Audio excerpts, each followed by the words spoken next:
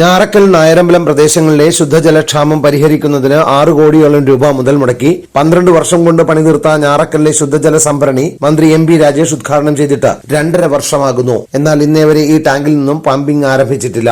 വൈപ്പിൻകരയിൽ നമുക്കറിയാം ഏറ്റവും കൂടുതൽ ജനസാന്ദ്രതയുള്ള ഒരു പ്രദേശമാണ്. ഇവിടെ നായരമ്പലം ഞാറക്കൽ പഞ്ചായത്തുകളിലെ കുടിവെള്ളക്ഷാമം ശാശ്വതമായി പരിഹരിക്കുവാനായിട്ട് 14 വർഷം മുൻപ്, അന്ന് ശർമ്മ MLA മന്ത്രിയൊക്കെ ആയിരുന്ന ഒരു കാലഘട്ടത്തിലാണ് ഈ വാട്ടർ ടാങ്കിന് 6 കോടിയോളം രൂപ മുടക്കി വാട്ടർ ടാങ്കിൻ്റെ പണി അന്ന് സ്റ്റാർട്ട് ചെയ്തു. അതിനുശേഷം ഇടയ്ക്കിടയ്ക്ക് പണി നിർത്തിവെക്കുമ്പോൾ ഗോശ്രീ മനുഷ്യാവകാശ സംരക്ഷണ സമിതി നിരന്തര സമരങ്ങൾ നടത്തിയതിൻ്റെ ഫലമായി എഞ്ചിനീയറെ പോയി കണ്ടു, കളക്ടറെ പോയി കണ്ടു, ആ തുരുമ്പെടുത്ത കമ്പി മാറ്റി ചെയ്യണം എന്നൊക്കെ പറഞ്ഞു. അങ്ങനെ എല്ലാ തരത്തിലും ഞങ്ങൾ ഇടപെട്ടതിൻ്റെ വെളിച്ചത്തിൽ സമയബന്ധിതമായി പണി തീർന്നില്ലെങ്കിലും 12 വർഷം കഴിഞ്ഞപ്പോൾ ടാങ്കിൻ്റെ പണി പൂർത്തിയായി.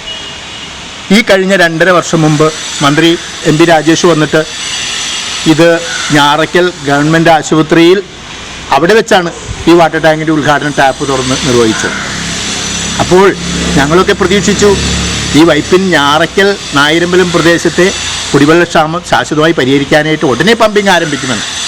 2.5 വർഷമായിട്ട് ഇവിടെ അധികാരികളില്ലേ, MLA ഇല്ലേ, മറ്റ് ഭരണാധികാരികളില്ലേ, ഇതിൽ കക്ഷി രാഷ്ട്രീയമില്ല, ഒന്നുമില്ല. കുടിവെള്ളം എല്ലാവർക്കും ആവശ്യമാണ്.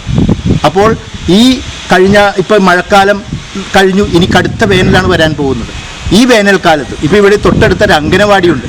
അവിടുത്തെ ടീച്ചർമാരും അവിടുത്തെ സ്റ്റാഫും പറയുകയാണ് കൊച്ചു കുട്ടികൾക്ക് കുടിക്കാൻ പോലും വെള്ളമില്ലാത്ത അവസ്ഥ.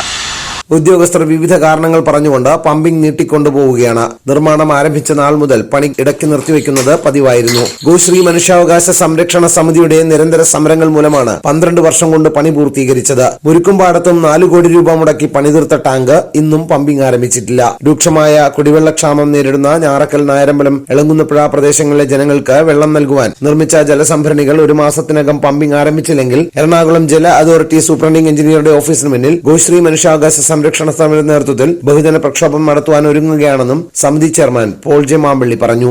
അപ്പോൾ ഈ 1.5 കൂടുമ്പോഴാണ് ഇപ്പോൾ നിലവിലുള്ള ചൊവ്വര പദ്ധതി, ഹഡ്കോ പദ്ധതി, ആ 2 പദ്ധതികളിലൂടെയാണ് വൈപ്പിൻ പ്രദേശത്ത് വെള്ളം വരുന്നത്. അപ്പോൾ നമ്മൾക്ക് അത്യാവശ്യമായിട്ടും തനതായിട്ടുള്ള പമ്പിംഗ് ആരംഭിച്ചാൽ മാത്രമേ നമ്മളെ സംബന്ധിച്ച് ഇവിടുത്തെ കുടിവെള്ളക്ഷാമം ശാശ്വതമായി പരിഹരിക്കാൻ സാധിക്കൂ. അതിനുവേണ്ടിയാണല്ലോ ഈ ടാങ്ക് പണിതിട്ടിരിക്കുന്നത്. അതേപോലെ മുരുക്കുംപാടത്ത് പണിതിട്ടിട്ടുണ്ട് 4 കോടി, ഇത് 6 കോടിയാണ്. അപ്പോൾ ഇതെല്ലാം വന്ന് ഉദ്ഘാടന മാമാങ്കം നടത്തുക എന്നുള്ള ഒരു പ്രവണതയാണ് ഇന്ന് കാണുന്നത്. നമ്മൾ ആരെയും രാഷ്ട്രീയക്കാരെ കുറ്റം പറയുന്നതല്ല.